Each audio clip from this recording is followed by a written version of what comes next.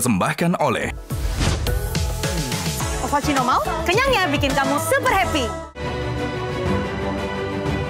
Selamat malam para pemirsa, ketemu lagi di Hot Room dengan saya Hotman Paris. Pertama-tama Hotman Paris mengucapkan selamat Natal untuk semua yang merayakan Natal. Semoga liburan kalian juga bahagia dengan keluarga. Malam ini kita akan membahas tentang liburan siaga menjelang Natal dan Tahun Baru.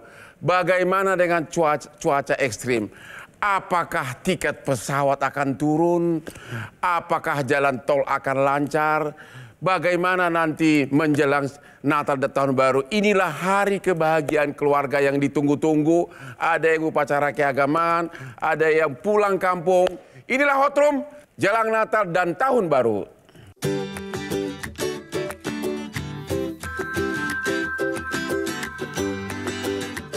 Menyambut perayaan Natal dan Tahun Baru atau Nataru, Kapolri Jenderal Listio Sigit Prabowo mengatakan jika jumlah pemudik Natal dan Tahun Baru 2025 diprediksi mencapai 110 juta orang dan mengalami peningkatan 2,83% dari tahun sebelumnya. Kapolri juga mengatakan jika arus mudik Nataru akan terjadi pada 21 dan 28 Desember. Selain volume penumpang yang tinggi saat libur panjang, potensi cuaca ekstrim juga diprediksi akan terjadi saat libur panjang Nataru. Lalu, apakah yang akan dilakukan untuk mendukung kelancaran arus lalu lintas yang diperkirakan padat? Bagaimana pula dengan cuaca ekstrim dan potensi bencana alam yang mengancam?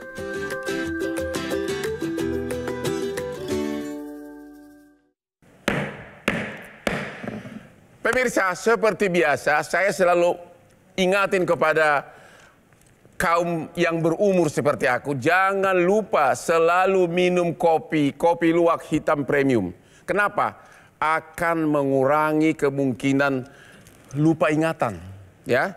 Lupa ingatan. Saya sudah 40 tahun jadi pengacara, tapi berkat kopi luwak hitam premium siap fight terus tiap hari. Tetapi berkat kopi luwak selalu siap jaga, siap waspada. Kopi luwak the best, kopi kesayangan Hotman Paris.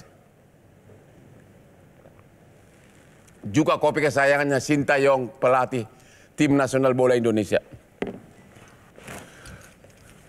Oke, Ibu dari Kepala BMKG ya. Apa prediksi yang terjadi menjelang Natal Tahun Baru ini? Apakah hujan terus-menerus? Seperti di Bali saya pernah 1 minggu hujan terus-menerus. Kira-kira gimana? Sudah ada nggak analisanya?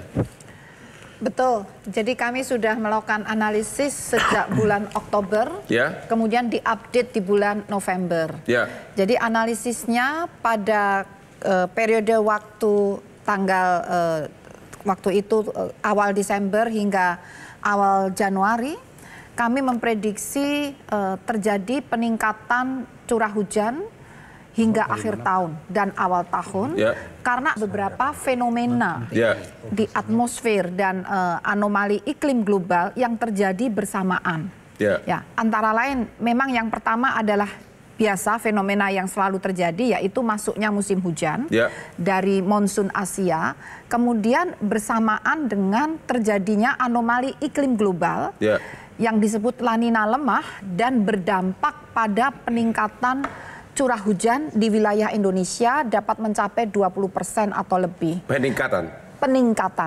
Yang ketiga adalah terjadinya Madden-Julian Oscillation, yaitu pergerakan kumpulan atau gerombolan awan-awan hujan yang bergerak dari arah Samudra Hindia di barat Indonesia berarak-arakan melintasi wilayah Indonesia dan itu meningkatkan curah hujan.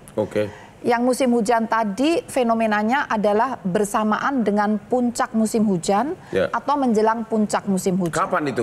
Puncaknya kapan? Nah, bervariasi. Kalau Jawa bagian selatan itu di bulan Desember. Iya. Namun Jawa bagian utara sebagian besar di bulan Januari dan Februari. Wilayah lainnya di Indonesia juga bervariasi Januari dan Februari. Sehingga Jakarta ini masuknya di bulan Januari. Tapi hujan pun nggak apa-apa, orang udah kosong. Udah pada pulang, udah pergi, udah pada libur. Iya, iya. Jadi yang kira-kira paling krusial yang bahaya apa? Bulan apa? Minggu pertama Januari atau apa? Ini sudah mulai, sebetulnya sudah mulai dari minggu kedua, 10 hari kedua Desember hingga 10 hari pertama Januari. Ini yang krusial. Krusial. Iya. Karena semuanya terjadi bersama. Jangan naik pesawat di situ atau gimana? Tidak apa-apa ya, karena kalau pesawat itu sudah sistemnya sudah terbangun. Kalau memang cuacanya tidak memungkinkan, bisa ada delay atau dialihkan atau cancel ya. Sudah keamanannya secara tersistem itu sudah terbangun puluhan tahun, bahkan mungkin 100 tahun lebih yang lalu. Nah, yang dikhawatirkan justru pertama adalah jalur darat. Oh, kenapa itu? Jalur darat kan belum ada sistem yang terstruktur seperti di penerbangan dan pelayaran ataupun penyeberangan.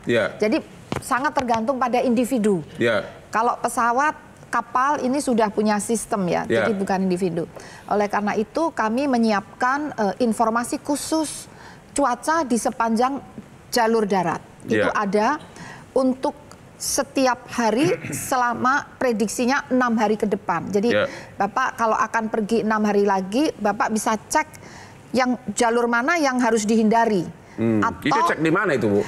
Dari aplikasi mobile phone Info BMKG. Info BMKG. Ya, jadi bisa diinstal di handphonenya dari Play Store atau App Store. Juga bisa dari laman website di Tapi kira-kira liburan ini akan berbeda nggak dengan tahun-tahun lalu, ekstrim atau tidak? Atau memang kira-kira sama?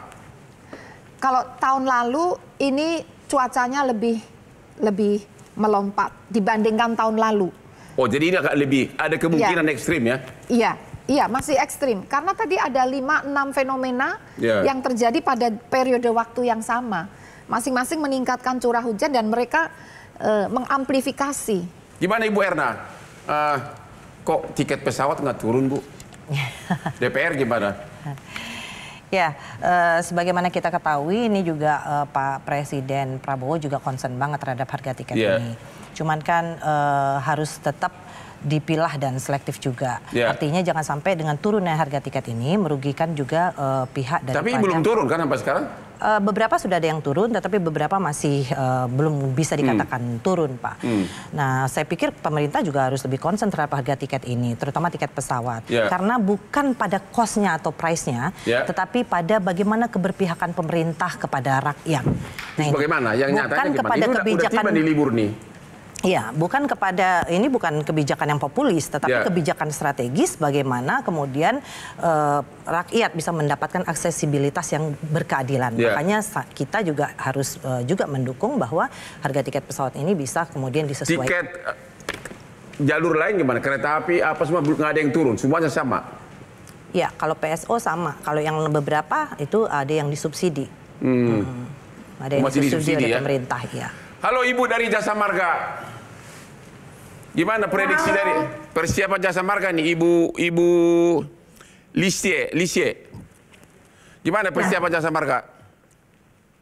Ya, Jasa Marga Group telah melaksanakan beberapa langkah untuk bisa mengantisipasi lonjakan lalu lintas selama periode Nataru ini. Karena memang diprediksi kemarin puncaknya sudah terjadi di tanggal 21 Desember, nanti mungkin akan terjadi lagi di tanggal 28 Desember, dan nanti di tanggal 1 Januari pada saat kembali ke Jakarta. Kami sudah melakukan beberapa antisipasi seperti penambahan kapasitas di gerbang tol Cikampek Utama yang memang paling padat, itu dari 31 lajur transaksi menjadi 36 lajur untuk menambah kapasitas, dan juga ada beberapa penambahan lajur di Palikanci sepanjang 2 km, penambahan 1 lajur, di Jagorawi juga kilometer 40-42 juga kita tambah 1 lajur, di Padalenyi, begitu juga ada tambahan akses Bawen di Semarang Solo. Dan kami juga menyiapkan ada beberapa ruas fungsional yang bisa dimanfaatkan oleh pengguna jalan masyarakat, seperti di Jogja Solo untuk segmen Kartasura Klaten itu kan sudah bertarif ya kemarin. Nah, ini ada penambahan fungsional dari Klaten sampai akses Prambanan sepanjang 8,5 km tanpa tarif, jadi gratis bisa digunakan secara fungsional. Lalu juga di Jalan Tol Probolinggo-Banyuwangi untuk segmen Genting Keraksaan sepanjang 10,3 km ini juga sama tanpa tarif karena masih sifatnya fungsional. Jadi dan juga ada beberapa Paling tepat liburan keluarga kapan Bu? Tanggal berapa Bu? Nah, ini bisa dimanfaatkan, kami ada potongan tarif sebesar 10% yang dapat dimanfaatkan oleh masyarakat. Kalau untuk mudiknya kemarin sudah dilakukan ya pada tanggal 19 Desember, itu ada potongan tarif 10% dan nanti juga bisa dimanfaatkan pada tanggal 28 Desember arah ke Jakarta dari Semarang dan juga tanggal 3 Januari. Dan ini khusus untuk perjalanan menerus dari Semarang sampai Jakarta, jadi tap in di gerbang tol Kali Kangkung, lalu nanti tap outnya di gerbang tol Cikampek Utama. Ini berlaku untuk semua golongan kendaraan. Tapi pastikan saldo uang elektroniknya cukup karena nanti tidak berlaku buat yang saldonya tidak cukup. Kok cuma Semarang Jakarta doang? Iya, karena memang itu ruas yang diprediksi akan paling padat. Jadi tadi puncaknya jadi di tanggal 21, tanggal 28, dan tanggal 1. Jadi ini yang harus dihindari dan kami lihat untuk mendistribusikan lalu lintas itu memang paling padat ke arah Trans Jawa. Dan ini memang paling padat di arah Jakarta sampai dengan Semarang, begitu juga sebaliknya. Oke, terima kasih Ibu Jasa Marga. Ketemu lagi di Hot Room. Ya.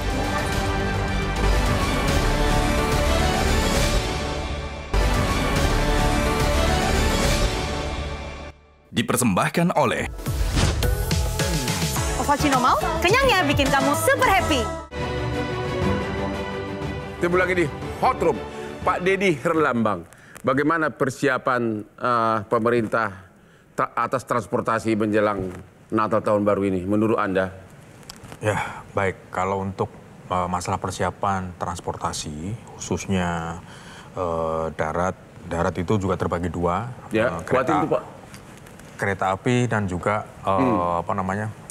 angkutan jalan ya, bus juga, travel, kemudian di jasa marga juga ada kendaraan pribadi. Yeah. Nah, yang kita cemaskan sebenarnya tadi sudah disampaikan oleh Bu Korita juga ya, bahwa masalah cuaca atau perubahan cuaca ini yang sangat rentan terhadap gangguan penerbangan ataupun pelayaran. Yeah. Tetapi untuk yang kami garis bawahi di sini, yang sebenarnya lebih bahaya lebih rentan bagi catatan kami, itu adalah pelayaran rakyat. Pelayaran rakyat. Kapal-kapal kecil maksudnya? Ya betul, itu juga termasuk juga dengan penyeberangan danau, antar pulau, sungai, dan danau. Ya, itu biasanya itu di luar pengawasan pemerintah pusat ataupun di luar pengawasan pemerintah daerah. Kalaupun tadi disampaikan juga bahwa ada cuaca ekstrim, tapi saya yakin khusus untuk pelayaran dan penerbangan mereka udah standar, navigasinya udah standar internasional ya. Sudah standar ya. Tapi kalau untuk pelayan rakyat ini yang kita juga masih ragu-ragu ya, masih ragu-ragu karena ada yang perlu diperhatikan enggak yang khusus atensi dari pemerintah? Banyak sekali. Ya, itu misalnya untuk pelayanan rakyat ya, misalnya dari DKI Tangerang ke Kepulauan Seribu misalnya, mereka juga berlibur sana. Kemudian dari Jepara, Semarang ke Karimun Jawa, Bali, NTB, misalnya Sulawesi, juga Danau Toba itu juga rentan juga penyeberangannya. Itu karena kan juga pernah dulu kapal tenggelam, kapal terbakar dan segala macamnya kena badai. Mungkin juga di luar batasannya itu biasanya kapal-kapal rakyat itu biasanya kan sering overload, Pak. Overload ya. Jadi seperti dulu pernah kapal Jahro itu di Kepulauan Seribu ya, misalnya tahun 2017 misalnya. Itu muatannya hanya 100. Tapi karena itu liburan overload sampai 300. Dan ini juga di luar pengawasan. Jadi hal seperti ini yang jadi perlu pengawasan dari aparat begitu ya. Khususnya di pemerintahan di daerah masing-masing ya, entah itu di kabupaten, entah itu di kota. Kalaupun ada dinas perhubungan tentunya akan lebih melakukan pengawasan terhadap. Kayaknya pengawasan lebih fokus ke jalan tol ya, benar nggak itu? Jalan tol sebenarnya, kalau jalan tol hukumnya begini. Kalau untuk kita sekarang bicara ke masalah jalan ya, entah jalan nasional atau jalan tol, hukumnya adalah semakin banyak volume yang melakukan perjalanan, kan kecelakaan akan semakin tinggi. Tapi kebalikannya kalau hukumnya kalau semisal volume kendaraan itu rendah, kecelakaan juga akan turun. Yang bagus, yang berhasil apabila volume kendaraan naik, kecelakaan juga menurun. Nah itu baru berhasil. Tapi di kita itu masih belum. Masih belum ya? Indikasi kita di Lebaran. Pak Trubus gimana? Apa yang harus diperhatikan di menjelang Natal tahun baru ini? Ada nggak saran-saran ke pemerintah? Iya, kalau saya dari kebijakan publik sih sebenarnya pertama tentu informasi terkait karena cuaca ya, itu titik-titik di mana mungkin tanah longsor, kemudian jalannya retak. Tapi orang Indonesia biasanya jarang ya. Iya, jarang tahu di mana menemukan info itu ya. Iya, harusnya kan ada informasi disampaikan itu. Kemudian tempat-tempat wisata itu kan biasanya tempatnya yang sulit-sulit gitu ya. Artinya jalannya itu untuk menuju ke sana itu biasanya ada yang naik gunung, ada yang pinggir pantai. Nah ini kan sesuatu yang perlu diinformasikan kepada publik itu. Ini minim sekali. Ini siapa yang wajib menginformasikan? Apakah BMKG atau siapa? Kalau BMKG secara pusat, secara nasional. Tapi harusnya daerah itu. Karena masyarakat yang punya kemampuan. Nah ini yang menjadi persoalan. Kolaborasi pemerintah pusat daerah itu sering minim daerah. Empower.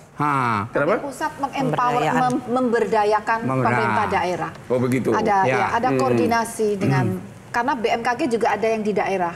Oh ada di daerah. Ada seluruh Indonesia, seluruh provinsi ada BMKG. Yang ngasih data ke mereka itu dari pusat atau dia sendiri yang selidiki?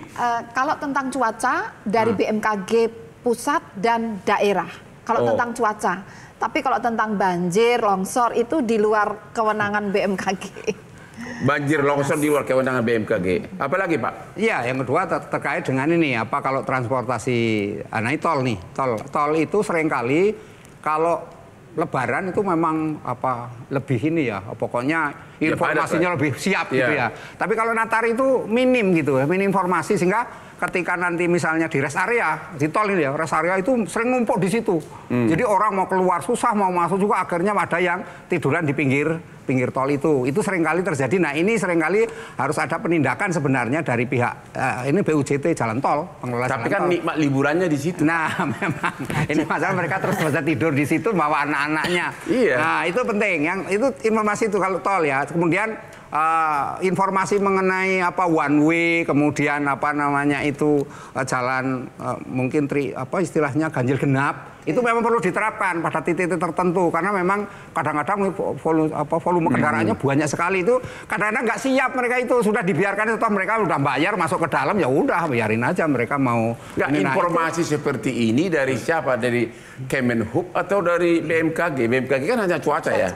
Kalau informasi lalu lintas dari Kemenhub. Kemenhub sebenarnya Komhub sama Polri juga ada di situ informasinya. Kalau Anda udah siap nggak Kemenhub untuk hal-hal seperti itu?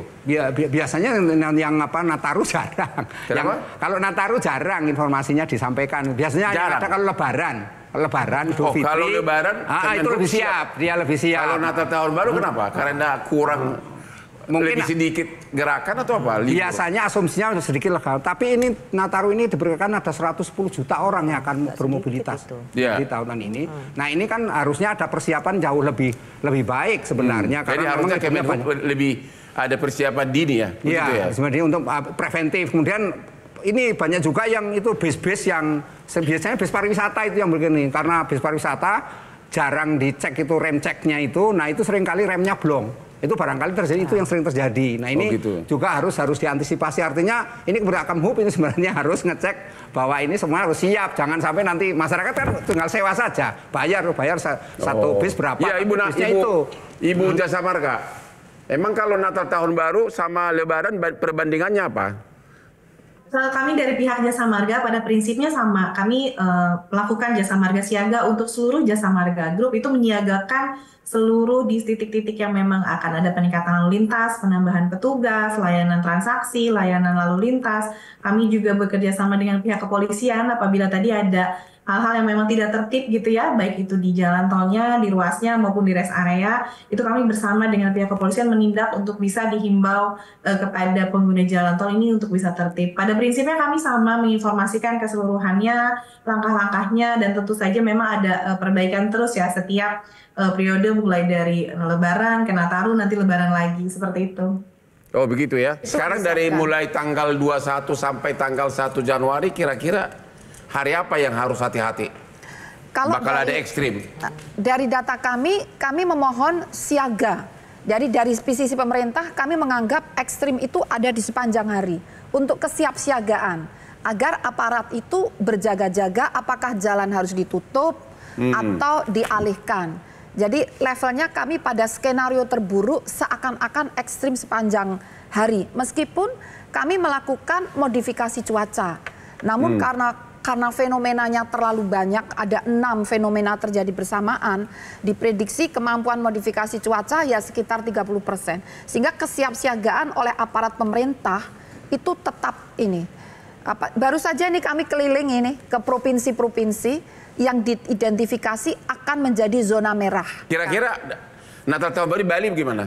Prediksi? Termasuk curah hujan meningkat. Meningkat juga? Ya, hampir merata di seluruh wilayah Indonesia. Oke, padahal saya mau dansa di situ malam tahun baru. Oke, ketemu lagi di Hot Room. Nanti kita akan tanya para wisata kepada Ibu DPR kita yang cantik. Hot Room.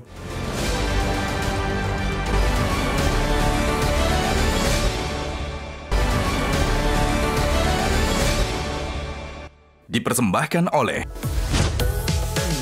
Ovaltino Mau, kenyangnya bikin kamu super happy. Ketemu lagi di Hot Room. Kopi luwak hitam premium. Kopi luwak yang sangat aman di lambung. Kopi kesayangan Hotman sudah puluhan tahun. Jadi kepada profesional yang bekerja keras seperti Hotman, mulailah harimu tiap hari dengan kopi luwak hitam premium. Kesukaannya Hotman. Aduh, Ibu DPR, bagaimana kesiapan para wisata kita? Apakah ada koordinasi dengan Kementerian Pariwisata? Ya. Dan juga mengenai transportasi barang, katanya mau dibatasi selama liburan ini. Iya.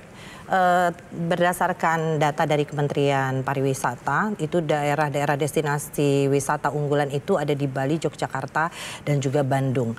Nah, di Bali, Yogyakarta, Bandung. Ya, ini diprediksi bahwa itu akan lebih tinggi 30% daripada rata-rata per bulan. 30% jumlah orang akan melonjak itu. Ya. Tentu pemerintah sudah harus mempersiapkan juga beberapa fasilitas-fasilitas fisik. Karena tempat-tempat pariwisata itu tidak kita pungkirin tempat parkirnya juga harus layak. Kemudian juga toiletnya. Bahkan ada yang ketika Nataru atau hari-hari besar itu menambah ada toilet portable dan lain sebagainya. Itu untuk menjaga kenyamanan dari wisatawan. Ya, terkait dengan logistik, berdasarkan data dari Asosiasi Logistik Indonesia, itu 60% logistik itu dikirim melalui darat.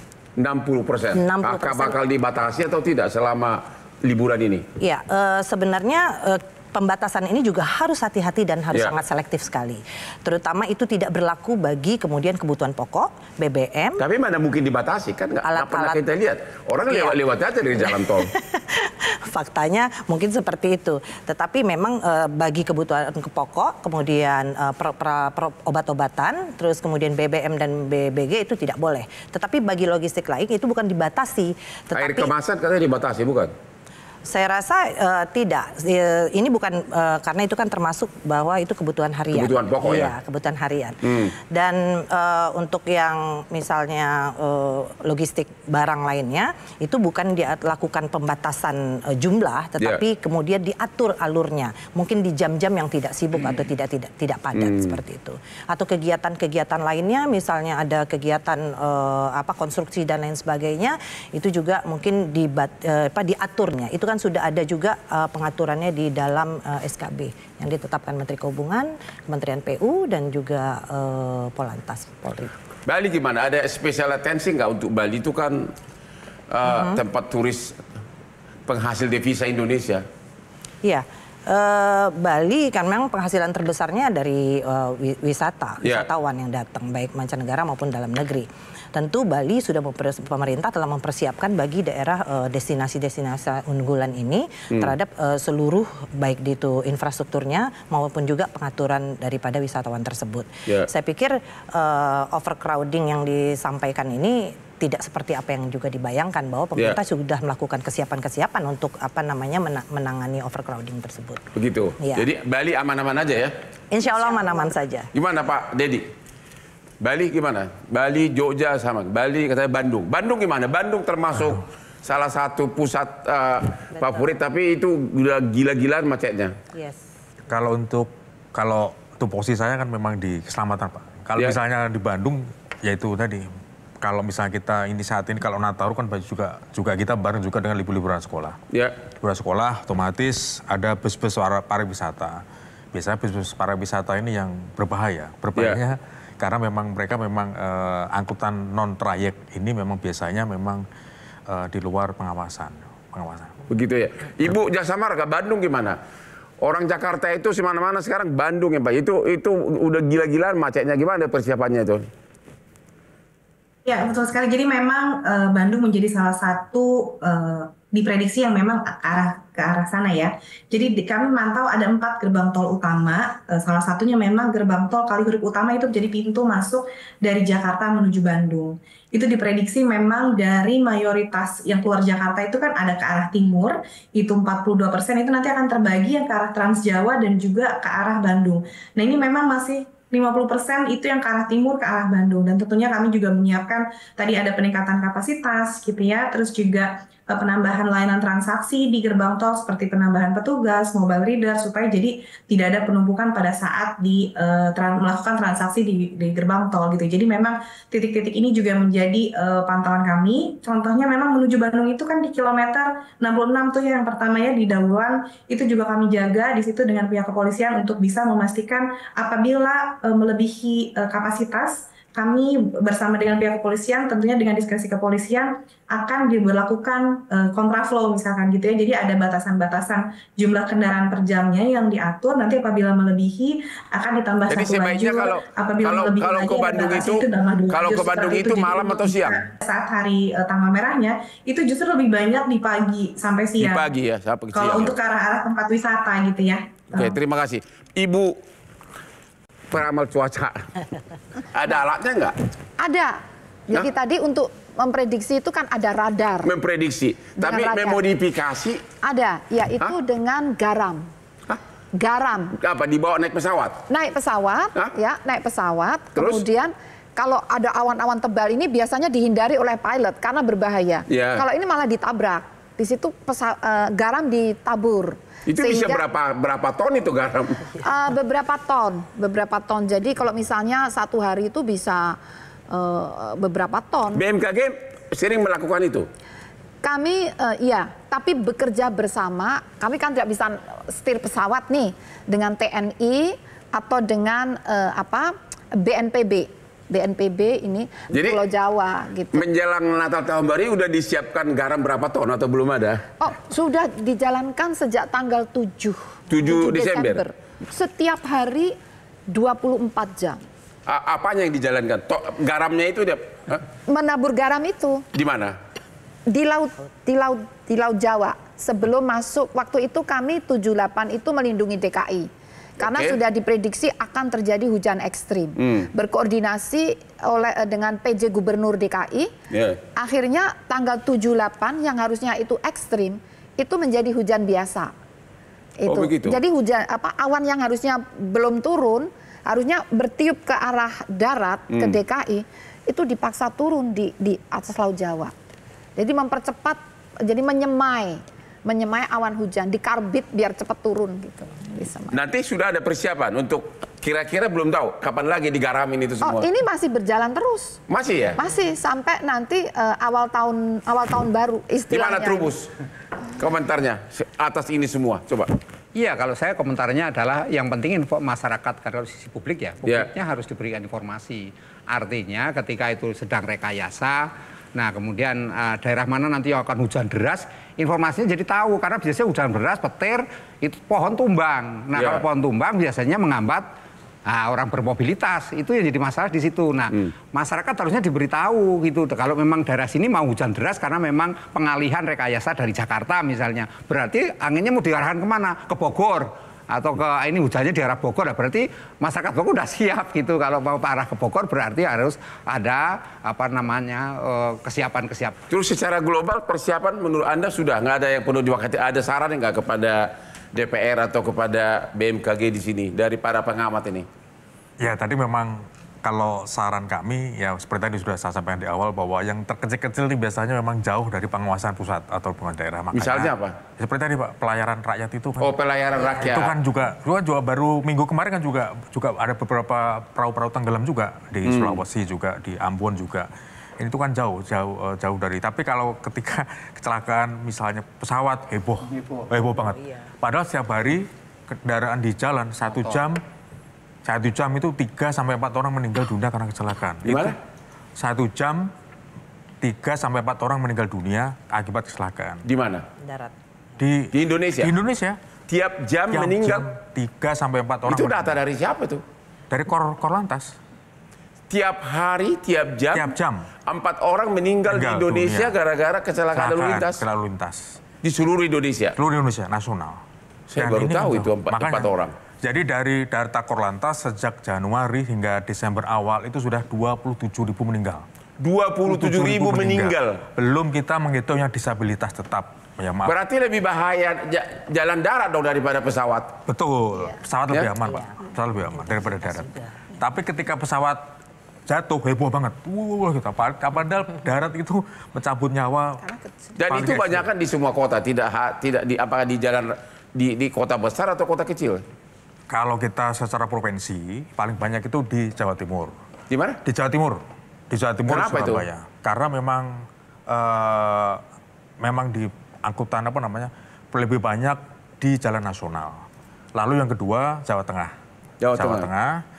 Yang ketiga DKI, yang keempat Jawa Barat, yang kelima Makassar. Itulah secara grafis memang kecelakaan. Malah Jakarta termasuk agak yang ketiga. Agak ketiga ya. Betul. 4 tiap hari meninggal. 4 tiap hari meninggal. Itu belum yang disabilitas yang cacat tetap ya. Oh, baru tahu saya itu ya. 4 orang meninggal 1 hari di kecelakaan darat ya. 1 jam. 4 orang meninggal 1 jam. 1 jam ya. Oke, ketemu lagi di Hot Room, kita bahas lagi yang sesi terakhir nanti.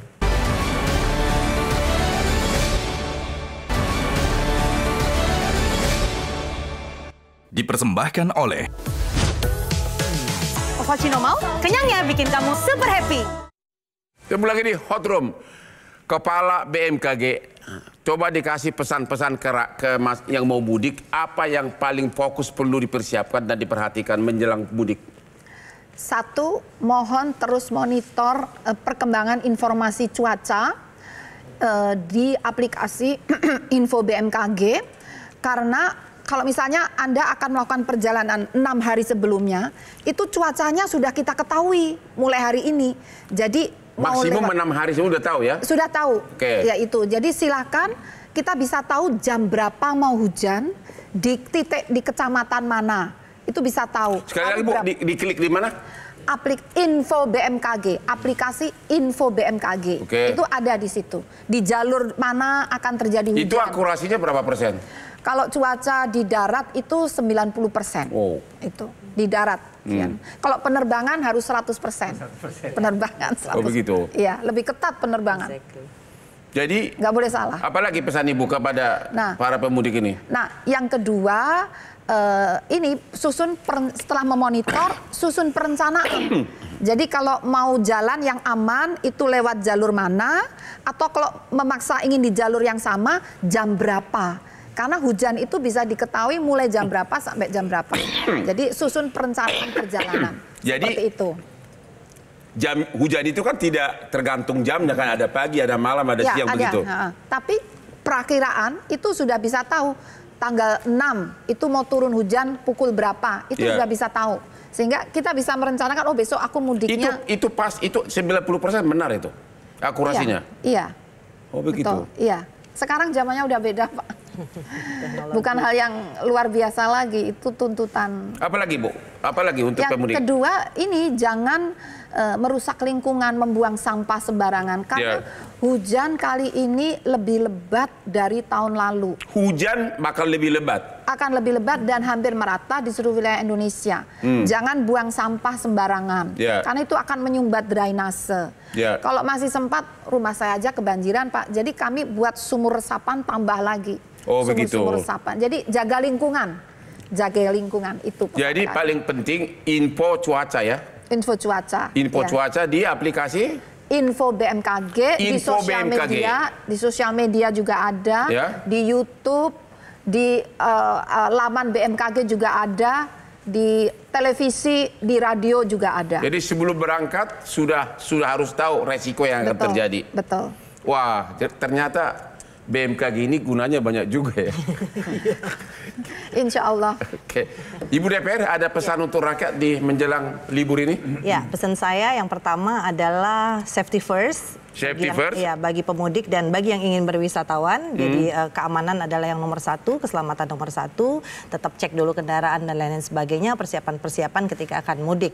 Terus yang kedua, saya sesuai dengan mitra kerja saya juga di pariwisata, saya menghimbau kepada pemudik yang akan berwisata, salah satunya Bang Hotman yang akan berwisata ke Bali, untuk tetap sama seperti yang Ibu sampaikan tadi, menjaga kebersihan, jadilah wisatawan yang bertanggung jawab.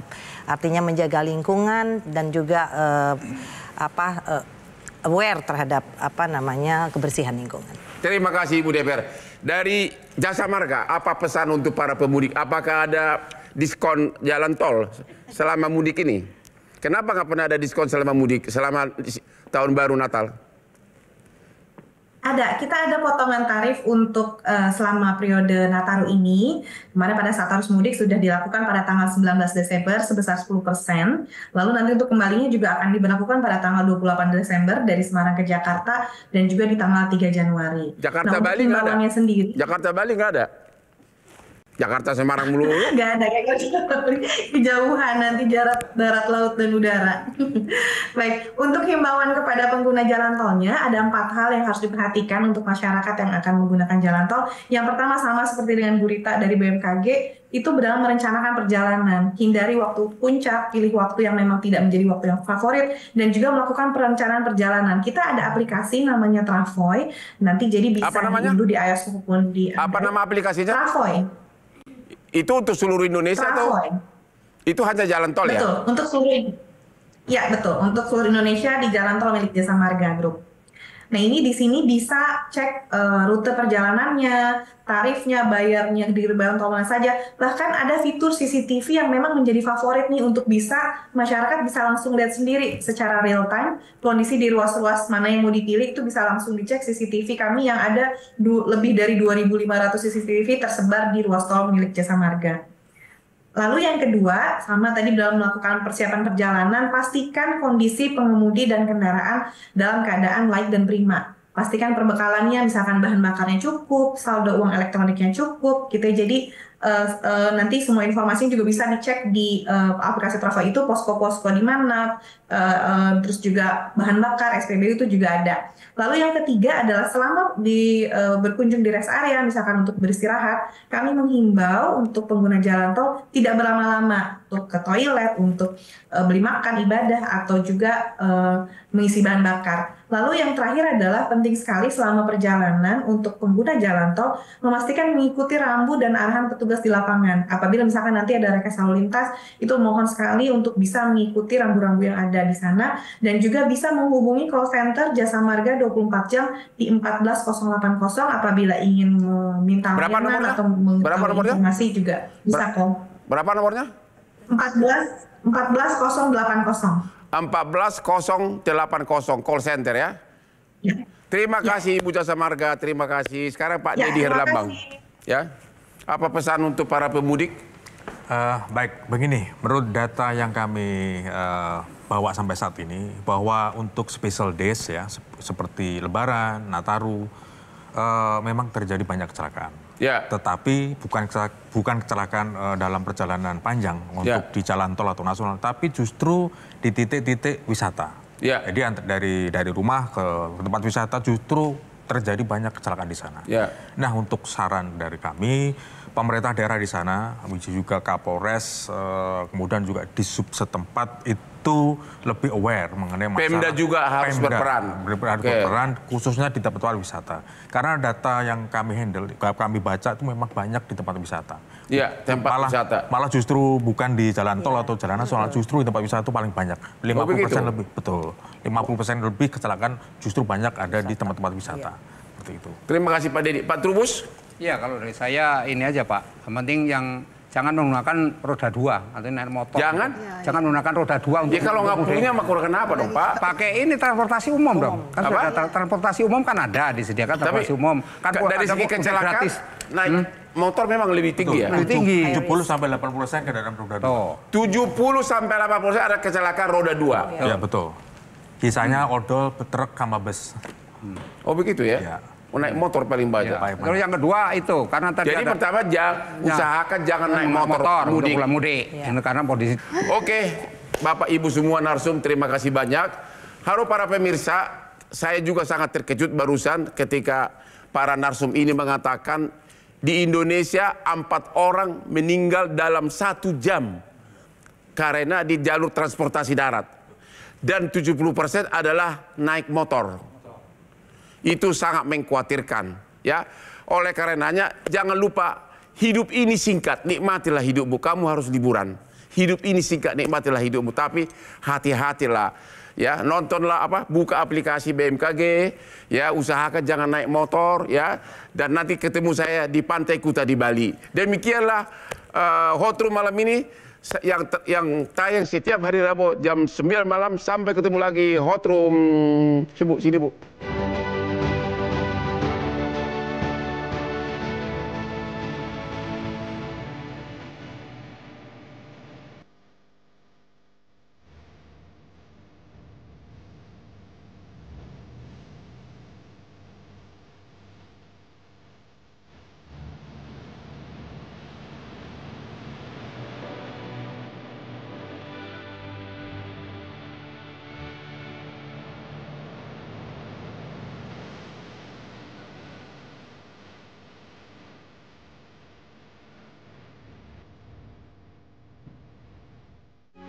Metro TV.